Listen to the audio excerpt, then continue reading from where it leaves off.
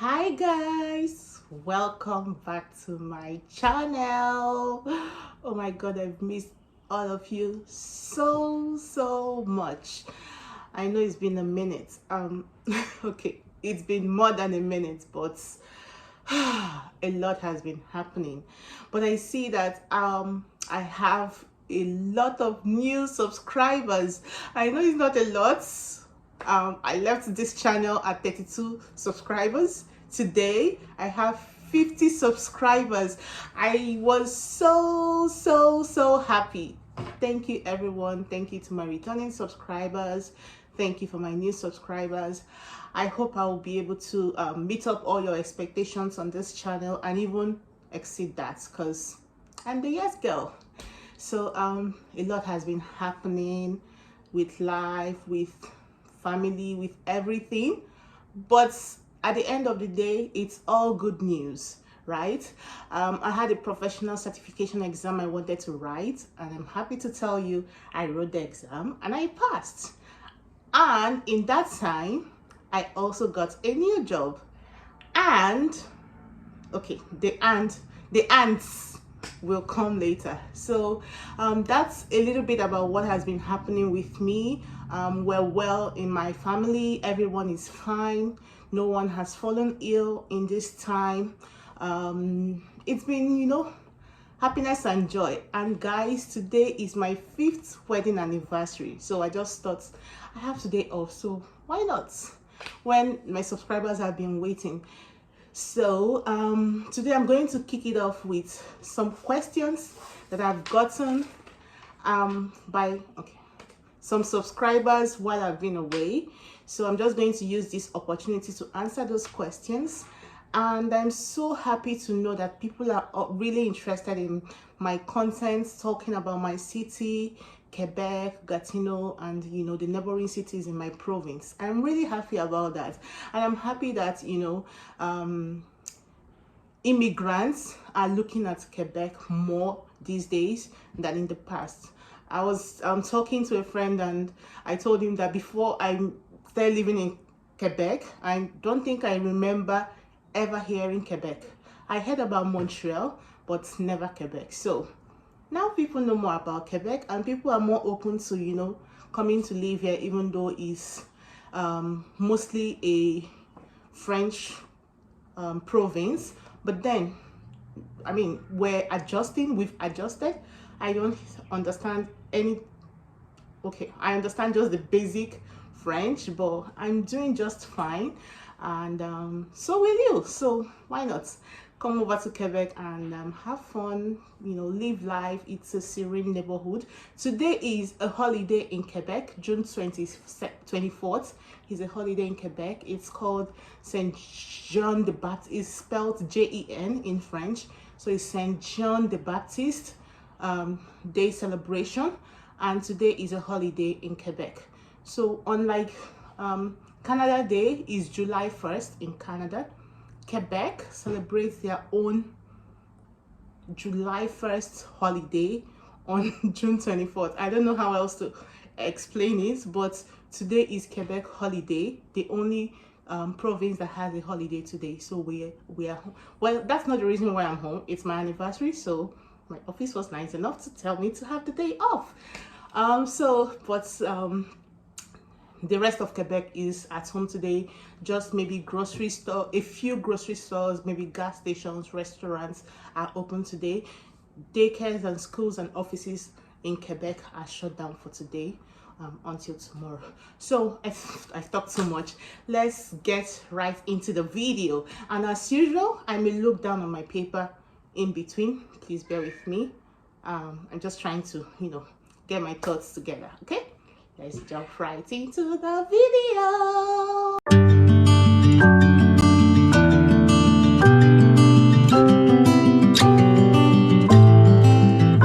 So guys, the first question I have on my list of questions that I got is, what is the proximity of... This question is ambiguous, kind of, but I'm going to narrow it down based on my understanding. So the person is asking, what is the proximity? So I'm going to take it to be, what is the proximity of where I live to schools, amenities like shops, like churches, daycare, and what have you. So for schools, for daycare, it's a bit tricky. Some people take their kids far for daycare. It depends on what daycare you as a parent feel comfortable with, have chosen to enroll your child in. But I would tell you, unlike, okay, I'm going to use Nigeria. Please bear with me if you're not from Nigeria, but most of I am from Nigeria, so that's why I'm going to be making references to Nigeria. So unlike in Nigeria, where something might be 30 minutes away from you, but it takes you 2 hours to get there. Here, if it's 30 minutes away, it's 30 minutes away. There is rarely traffic except during rush hour, and that traffic is just, it's child's play compared to the kind of traffic that we experience in Nigeria. So yeah, when everything is close by, my hospital is 30 minutes away from me. My daughter's daycare is 9 minutes away from me. We have a park right there. It's a 1 minute walk or less. It's just at the end of my street here. What else? The offices, my office is like about 28 minutes away from me. And when I say 28 minutes, apart from the park that is 1 minute walk, every other thing is drive. So my daughter's daycare is 9 minutes drive. My office is 28 minutes drive. My hospital is 13 minutes drive. The grocery store, I go to Walmart a lot. Walmart is 8 minutes drive. Maxi is 3 minutes drive. The African store is 3 minutes walk. So like everything is around you. The good thing is that something like a park, a school, like for schools, you are zoned. If wherever location you live, you have to put your child in that zone. Schools are zoned. It's not like in Nigeria where you live in Ikorodu and you're sending your child to the school in Victoria Island. No. If you live in Ikorodu, your child must go to a school within Ikorodu. It's zoned. So you cannot, go outside your zone for your child to attend school. So that's why when a lot of people are looking for, houses to buy, because it's a long time investment, you're going to be living there for a long time. People like to buy houses in a good school zone. That's how they call it, good school zone. Not every school zone is good, but it depends on what you as a parent is looking for, and maybe the reviews. Maybe if you're looking for a Catholic school, if you're looking for a private school, it all depends on all of that. So that's what would back up your decision of where you would want to live. But I tell you something for free: every amenity that you may need, hospital, grocery store, park, school, are all within range. Nothing is really, it's difficult for you to see something that is maybe 40 minutes away. It's very difficult. Maybe your job. So depending on your job, if you're into, there are some kind of jobs that you have, and that can take you far, and that's your choice. Because if the dollars is worth it, you won't mind going far, right? So yeah, so except for your job, every other thing is really within close proximity. So that's that. So what is the ease of getting a job? That's another question I got. And what types of jobs are easily available? Well, the good thing since COVID, like I tell some people, COVID has been, the C word, has been both a blessing and a curse. Sorry for those who, COVID affected their families, maybe they lost someone. But for a lot more other people, especially new immigrants, it's kind of been a blessing, because there are a lot of jobs right now. So I'm going to talk about in the past and right now, right? So before now, as a new immigrant, except you come in with one of those sought after technical skills like IT, or you're a project manager, a scrum master, some of those very sought after experiences, the job that you may readily get is a retail job or a customer service job. I'm going to explain. So retail jobs is maybe you're an attendant at Walmart, you're an attendant at Staples or any of the grocery stores, or customer service jobs like call center jobs for a bank, for any other, like customer service job is the easiest job that you can get, customer service and retail. So as new immigrants, those are the jobs we call survival jobs. If you're lucky, you don't have to do a survival job, you just get right into your career and go from there. But a lot more people may not have it as easy, and they may have to do some of those survival jobs before the real jobs start to come along. So as a new immigrant, if you come in and you're maybe looking to go into project management and you're searching, nothing is coming along, please do not waste time, because except you're coming with plenty money from wherever you're coming from, if not, your bills need to be paid. So if you have to look here, there's dignity in labor, right? Even if you're following the trash truck, even if you're picking trash on the road for the government, no matter whatever job you're doing, nobody looks down on anybody here. It's not like my home country where you will see the cleaner and then you'll be bouncing like, oh, I'm a banker and the cleaner is just trash. No, whatever you do here, there is dignity in labor. You are well respected, because if you don't do that job, who will do it, right? If the person that works with the dumpster truck do not come to clear your trash, I mean, you're going to be swallowed up by dirt and flies. So, in fact, those people earn more sometimes. So, if you come into Canada and you're not able to find the type of job that you're looking for, do not relent. Pick up a retail job, pick up a customer service job, start on that, and use that to support yourself and maybe your family while you still work on, getting the kind of job that you really want. So that's one thing that everyone should have in mind. Another question that I got is daycare and how the daycare works. So since I had my child, I've been living in Quebec. So I'm going to talk about how it works in Quebec and maybe give a bit of a highlight of the little I know about other provinces. Maybe I'll use Ontario, for instance, because Ontario is very close to me. So in Quebec, daycare is subsidized. First off, you as parents, you have to look for the daycare you want to enroll your child in. Some daycares are subsidized, some are not subsidized. There are home daycares, there are CPEs. CPEs are the government daycares. There are subsidized CPEs, there are unsubsidized CPEs. Now, what does being subsidized mean? Subsidized daycares are when the government has, is going to pay bulk of the daycare fees for you. So currently my daughter attends a subsidized home daycare. There are only 6 of them in the daycare, and we pay $8.70 a day. And that is because the government has subsidized it and is paying bulk of that, the balance of the money that we would have paid to the daycare provider, right? Now there are subsidized CPEs, and those are the government daycares. They usually would have 80 pupils, right?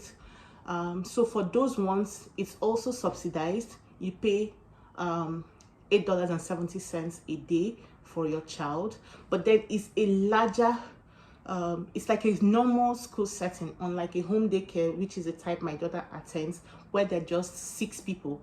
One daycare provider watches 6 children, and those 6 children could be between the ages of 5 and 12 months. So the CPE is the government's, the subsidized CPE is the government daycare that is subsidized. Now there are unsubsidized CPEs, and these ones, there has not been any subsidization. You would collect your subsidized difference during tax, or when you file for your tax, or upfront at the beginning of the year. So now it works in two different ways. Some people want to collect it upfront, so the government will credit them the difference of the amount of daycare. Okay, let me rewind. So if your child attends an unsubsidized daycare, right, at the end of each month or each year, depending, the daycare will provide you a document showing how much you have paid during that school year or month. Now, you provide that document to the government, and then the difference, so the amount that you have paid less $8.70, is returned back to you. So it can be returned at the end of the year, it can be returned at the end of the month, it can be returned at the beginning of the year, based on what payment plan you have chosen. Now, there are also unsubsidized home daycares, and the unsubsidized home daycares can range from $35 a day to as much as $65 a day. So it depends on what daycare you want to take your child to. Like, some people will say, oh, it's a Montessori daycare, I want to take my child there, I don't mind. Government will pay you, sorry, I think I mixed. So government will pay you 67%, will refund to you 67% of whatever amount you have paid for daycare. And that is also based on your income. So let's say, for instance, I earn $20,000 a year, and then the next person earns $60,000 a year. Governments would return more to me as a low income earner than they would to the person who earns $60,000. So it's based on your income that will determine what refunds that you get. What else is there about daycare? They're pretty good. So all the daycares are good. It's now dependent on what you as a parent are looking for. They take real good of children. Like I said, children as young as 6 months can start daycare. And you know, in the daycare you have school in Quebec starts from 5 years old. If your child, and school year starts in September, so if your child turns let's say 5 years old in October, that means your child cannot go to school, that is primary school, until the next year. So that's how it works here. School starts in September, and the child has to be 5 by the time school year starts. Yeah, so that's it about daycares. The next question I have, this one is very, very relative, and I say that because it depends on each person's pocket, what you are looking for, your family size, what works for you, the kind of school district you're looking for, or the school zone you're looking for, and all that good stuff. So this is the cost of living. I'm going to do this comparison between cities, and this is Gatineau. I'm going to compare Gatineau. I do not know a lot about Montreal. I think I've spent about 3 days in Montreal. You know, I live in Gatineau, so most of the things I'm going to be using to do my comparisons are some of the things I got off of the internet. So the first thing is, if you live a certain standard of living, if you're living a certain kind of way in Gatineau with say $5,000 in a month, to live the same standard of living in Montreal, you will need about $6,500 to $7,000 to live the same way you were living in Gatineau. And bulk of this, the reason why this difference is mostly because of accommodation. So if you live in a 2-bedroom apartment, for instance, in Gatineau, rent can range between $1,000 to $2,000. If to get the same type of 2-bedroom apartment in Montreal, you will need between $1,800 to $2,500 to live in the same type of apartment in Montreal. Another thing is preschool. For preschool, if you pay say $650 in Gatineau, in Quebec you will need about $900 to $950 to go to the same type of, to be able to afford the same type of preschool that your kid goes to. Some other things that may influence this is transportation, food. Yeah, those are some of the things that I can think of, as aside from the big ones that is preschool and accommodation. So I really do not know a lot about my city. Is quite affordable. That is one thing I can say for sure. It's quite affordable, be it accommodation, whether you want to rent or buy, you know, feeding, utilities. Yeah, it's pretty affordable. I would say that. I'll tell you that for free. So because, as usual, I do not like to make these videos very long, I'm going to be stopping this video today. But before I let you go, as usual, I have a tip for you. So today's tip is express entry is coming back. So if you were not already in the pool, whatever it is you're doing to make sure that you get in the pool, express entry is returning come July. This is a time when no one should dull. I remember back in 2017, express entry cutoff marks used to be as low as 413. I know a lot of my friends then, people that I didn't even know because we belong to a group of people that were, you know, working on Canada permanent residence, got permanent residency with 430, 435, 440, you know. But now nobody knows what the max would be like. Before express entry stopped in 2020, I believe, scores were as high as 473, 475. So whatever it is you need to do, you should be rounding off on that by now and make sure that you get in that pool, because there's also the cutoff time that can affect you. So the earlier you are in the pool, the better for you. So is it French you're trying to do to boost your points? Are you trying to finish up studies to boost your points? Whatever it is you're doing, please, please, please make sure you wrap it up and make sure that you are in the pool. I hope you guys like this tip, and if you have any other questions, I'm going to do a follow-up video. Leave your questions in the comment section. Do not forget to like, do not forget to subscribe. Thank you for every new subscriber that has clicked on that button. And please turn on your notification bell, because the posts are going to be rolling out every week now, by God's grace. So do not sleep on it.